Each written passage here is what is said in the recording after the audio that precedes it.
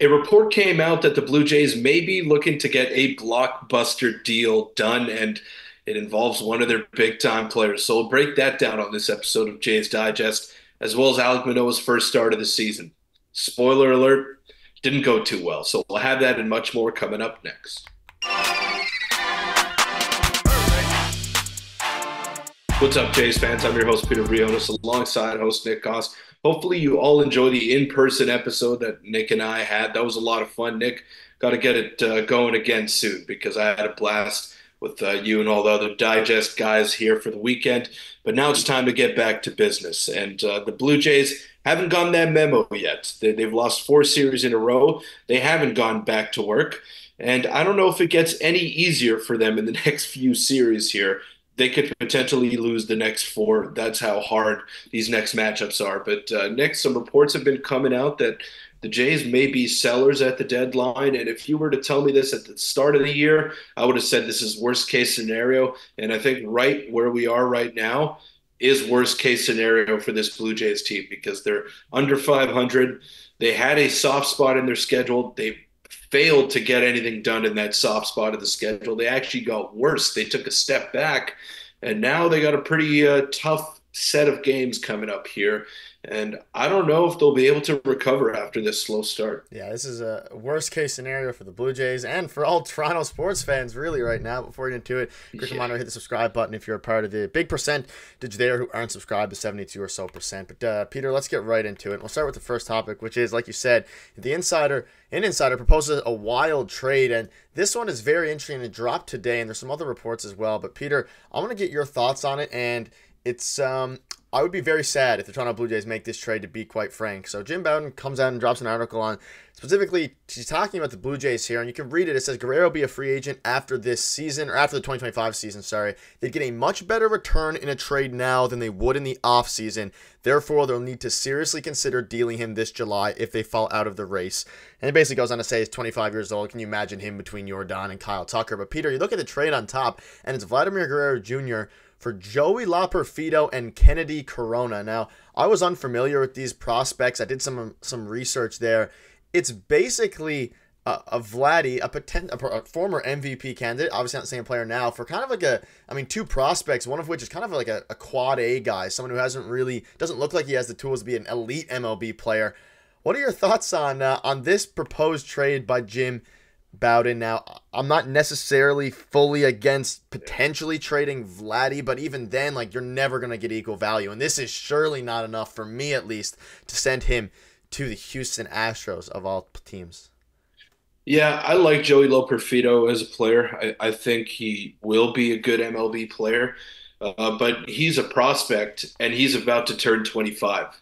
Vladdy is 25, and he's got 4.5 years of major league experience under his belt. So there's levels to this. Vladdy was touted as this generational prospect, someone that could make an impact right away, and he did.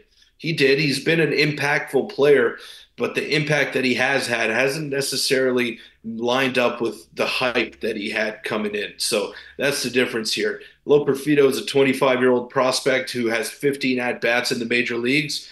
Vladdy is a 25-year-old who is pretty seasoned veteran at the MLB level. So that's the big difference here. I like him as a player. Is that equal value for Vladdy, him and Corona? I don't think so. But again, you've seen diminishing returns on Vladdy year in, year out. He's gotten worse and worse and worse. And I think he's starting to turn it around here. He's been hitting the ball pretty hard. And he saw that grand slam that he hit yesterday. That was a nice sign. First home run in a pretty big handful of games there. So he has been turning the corner. And his OPS is north of 700 now, which was not the case a couple of weeks before. But yeah, he's been hitting the ball very hard, and been getting kind of unlucky, but I think he's headed in the right direction.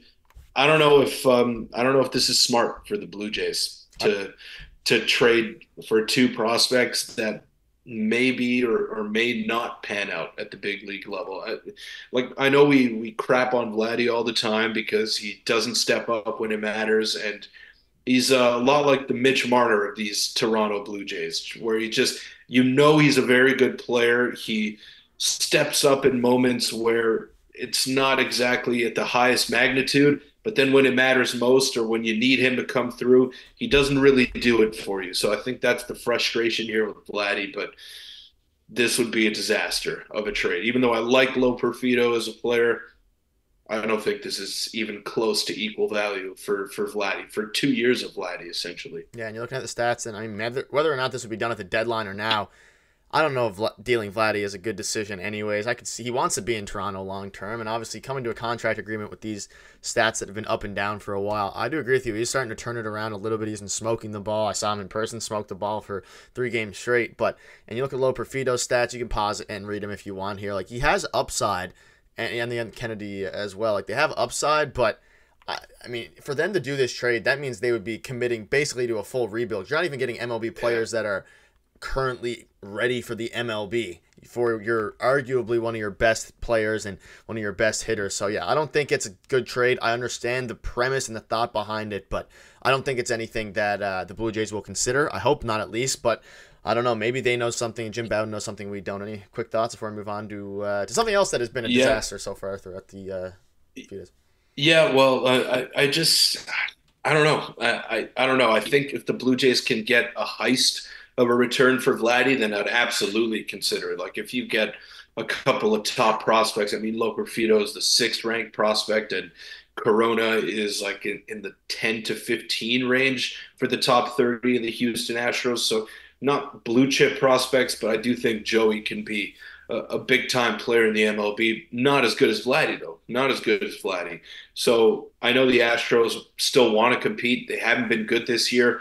They might have to overpay for a guy like Vladimir Guerrero Jr. A package like that should not be enough to send one of your homegrown stars out of town. I just don't think it makes sense. But if you can get a top 20 prospect in Major League Baseball, and then let's say a top 50 prospect in the MLB, then yeah, maybe I'll entertain that offer a little bit more. But for these two players, no thanks. I completely agree. And I mean, yeah, to trade this guy, homegrown talent, you're going to have to send the Blue Jays, that is someone really big and a huge prospect. But before we get into, or let's just get into the next part now. I was going to say, before we get ahead of ourselves about Vladdy trades, we have Alek Manoah to discuss. But Peter, Manoah, yesterday, we didn't get a video out on it. I was traveling, day got caught up. It was a disastrous game yesterday, and the Jays, Vladdy hit the grand slam. They were winning. Things were looking good. They were finally going to win a series. Manoah, who looked decent at the start after Bo Bichette gave up an error, he looked pretty rough. You can see the stats here. 4 innings, 6 earned runs, 7 total runs, 4 walks, 6 strikeouts. And, I mean, the bullpen has been an absolute disaster as well. Like, there's a lot to discuss here. And the reason I have this screenshot is if you look at the pitching stats, it hasn't been great. Obviously, the starters have been okay, but I didn't get the picture here. But the bullpen, the Jays is like borderline the worst in baseball, which is something that coming into the season we thought was going to be the polar opposite. Peter, Alek Manoah, and the pitching in general. What are your thoughts on the bullpen? And I mean, specifically Manoah yesterday. I don't think he looked as bad necessarily as the stat line indicates, but he definitely didn't look great. Yeah, the command isn't there, and you can't really expect much from Alek Manoah, especially not in his first start of the season. So I'm not even pinning the loss on him. I'm pinning the loss on the bullpen, which was supposed to be the calling card for this team heading into the year, and they've been anything but that. You look at the advanced metrics, you look at just the base stats in general, like ERA and holds or whatever, strikeout percentage. They're 30th or 26th to 30th in most statistical categories, and that's not good. This was supposed to be a huge strength of the team, and the starting pitching has been good for the most part. I'd even go as far as to say they've been very good. Jose Barrios, very reliable in the Cy Young conversation in the early quarter of the year. Kevin Gausman, he's starting to figure it out. Yusei Kikuchi has been fantastic. He's kept up his play from last year. And then Chris Bassett, too. He's been fairly consistent. And then Yariel Rodriguez and whoever you're getting in that fifth starter spot has been, fairly decent returns for the Jays. But the bullpen has just been awful. And I know Eric Swanson was your guy last year in the 8th inning, and you want to trust him in those scenarios. But he has not been good this year. I mean, every time he's out there on the mound, I think he's given up a run. Can't remember the last time he's had a shutdown inning, Nick, and it sucks because he's supposed to be one of your guys. He's supposed to be a strikeout pitcher that just absolutely demoralizes the opponent, and he hasn't been able to do that this season. So it's been dejecting. Jordan Romano hasn't really gotten many save opportunities because the Jays can't hold leads. So we've said this multiple times that when one thing is working for the Jays and the offense worked in the series against the Washington Nationals, we thought that was their coming out party. But then the offense looks good. That's starting to come together, and then the defense and the pitching just goes back to ground zero here. It's like they're back in Little League. They can't get outs. So I just don't know. When one thing goes right with this team, three things go wrong, and that's just been the story of the past 2+ years here. And I don't know if they can turn this around. They're in the basement right now of the American League East. I know it's early, but they're not catching the Yankees and they're not catching the Orioles. Those two teams are too damn good, and they're not losing right now. Yankees don't even have Garrett Cole, and they're not losing ball games. The Blue Jays, they have been unlucky with injuries, but I think it's a miracle that they have 16 wins. I truly do. I cannot believe they have 16 wins considering how they've played this season. Yeah, you look at the right there, 7.5 games back, and obviously with the bullpen, Swanson's been awful. We're missing Jimmy Garcia a lot. He's been hurt the past 3 games, but someone else needs to be able to step up in his absence. And every single pitcher who pitched yesterday out of the bullpen gave up an earned run. We didn't have a single pitcher who pitched a scoreless inning. And obviously, our best reliever, I guess, at this point, Jordan Romano, because Garcia's hurt, didn't play. But yeah, it's been a disaster. And we got to hope that the pitching picks it up, the offense continues to get going, because there is some promising stuff regarding the offense. They're starting to look a little bit better than they did at the start of the year. But as soon as that happens, the bullpen starts to implode. But hopefully that'll fix itself. Any quick thoughts before we wrap up? It's been funny. Yeah. Not even funny. I mean, yeah, it's been a joke, really, is the word. But it has been a joke. They have time to catch up to a wild card spot. They got to start with it tomorrow. And if not, we're going to start to have some serious conversations about just everybody, whether it's Ross Atkins, John Schneider. I don't even know at this point. But any quick thoughts before we wrap up? Jesus H. Christ couldn't save this lineup or this bullpen the way that they're performing right now. So even though it's early and there's still time for them to catch up, oh my God, they're in the wild card race right now. There's no hope for them to win the AL East. The other teams are just too good. Even the Red Sox have been better than the Blue Jays. It's been abysmal. It's been abysmal. I don't know how else to put it. And I saw this stat the other day that every single reliever on the Blue Jays, besides Jimmy Garcia, has a negative wins above replacement this year. You know how hard that is to do?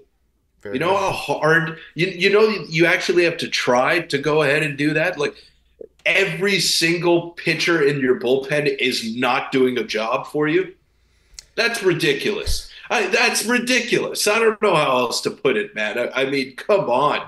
Go out there and get a couple of outs for your manager. Stop blaming John Schneider if you're a fan, because he's not the one out there that's supposed to be getting outs, and he's throwing meatballs over the middle of the plate in high leverage situation. That's not John Schneider's fault. Doesn't matter how you deploy them if none of them know what they're doing out there. So figure it out. Hopefully Peter's rant will fire up the boys who play tomorrow. It was a nice off day, but that'll wrap it up. Let us know in the comments your thoughts are on this. If you're a Toronto sports fan, we have pity for you, because we're also Toronto sports fans for the most part. And it's a rough time to be a sports fan right now. Thank you guys for watching. If you want to check out a video, click on your screen right now. We'll see you tomorrow.